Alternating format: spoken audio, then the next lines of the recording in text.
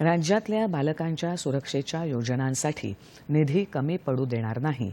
त्याचबरोबर विद्यार्थ्यांच्या सुरक्षेसाठी शाळा परिसरात दामिनी पथक नेमणार असल्याचं शालेय शिक्षण मंत्री दादाजी भुसे यांनी म्हटलं आहे। महाराष्ट्र राज्य बाल हक्क संरक्षण आयोगामार्फत बालरक्षा अभियानाचा शुभारंभ काल मुंबईत झाला, त्यावेळी ते बोलत होते। विधान परिषद उपसभापती डॉक्टर नीलम गोऱ्हे आणि आयोगाच्या अध्यक्षा सुशीबेन शहा यावेळी उपस्थित होत्या।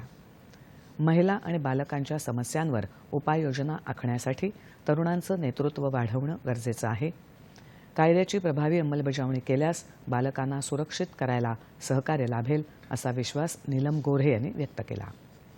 यावेळी महाराष्ट्र राज्य बाल हक्क संरक्षण आयोगाच्या जनजागृतीपर पोस्टरचं अनावरण, बालरक्षा अभियान प्रशिक्षण पुस्तिकेचं प्रकाशन तसंच चिराग ॲपचं डिजिटल पद्धतीनं अनावरण करण्यात आलं।